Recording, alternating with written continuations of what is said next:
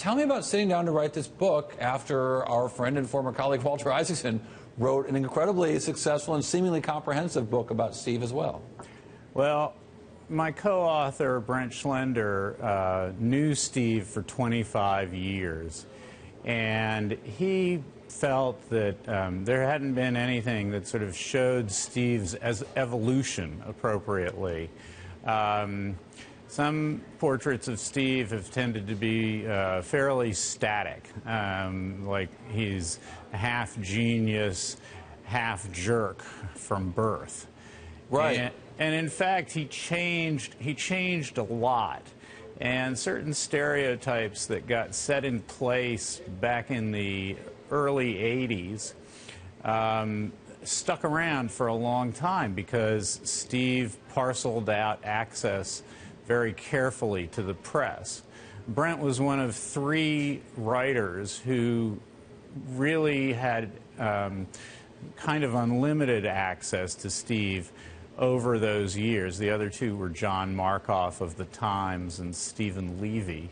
And we felt that you know, we had a different kind of story to tell about him.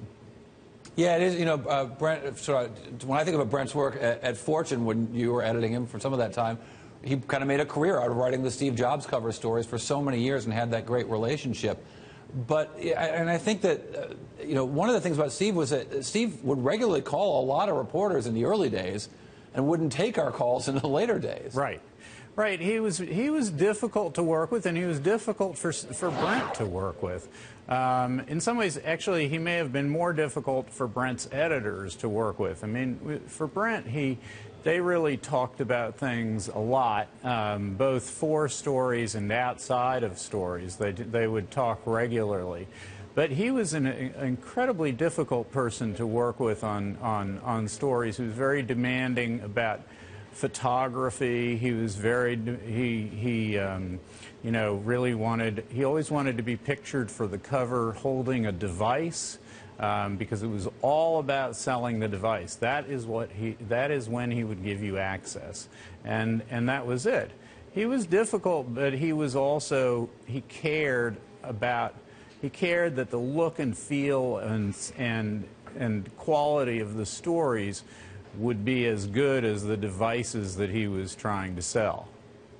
So that's the journalism side of that, and you know, who cares about the journalism part on some level? But I wonder, you know, the company is so interesting to everyone in the world of business who wants to find some kind of inspiration for the way that Steve Jobs did things and have the kind of success that Apple is having in their businesses.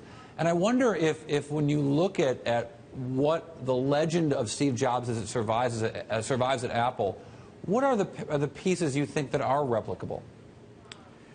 You know, it's interesting. There are so many books built around the idea that you can learn shortcuts to success from Steve Jobs, that it's about simplicity, or it's about valuing design, or it's about being tough on your employees. The thing that struck me most about Steve's renaissance and the comeback at Apple is that none of that is true. There are no shortcuts. The only thing that I can you know, sort of advocate for out of Steve's experience is the way he trusted himself. He learned from everywhere.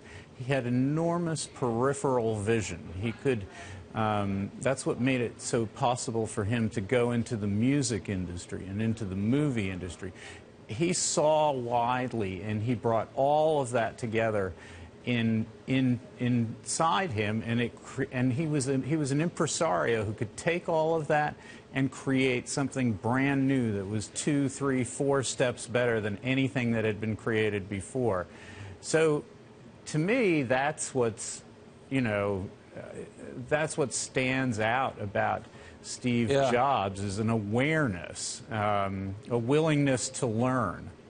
So let's talk about Pixar a little bit, because Pixar was a business that George Lucas couldn't figure out, and this is a guy who should know something about telling stories and making movies. And your book focuses, or at least gives a lot of attention to that was so important. And I wonder what like, what did Steve Jobs really bring to Pixar? John Lasseter gets all the credit for the brilliant movies, and I wonder what Steve Jobs really brought on an active level to Pixar. Well, you know, Jobs was incredibly lucky with Pixar. It was a side bet that he made shortly after getting exiled from Apple. His original idea for the company was all off. He wanted Pixar's technology to be both the basis of its own computer and to go along with Next's hardware that he was developing at Next. Eventually, he became the negotiator and the outside man for the company, and those were critical roles. He was also he financed the company for a while.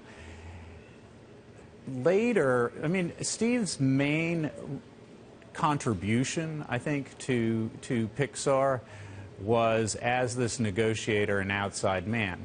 He got them a deal with Disney that led to Toy Story.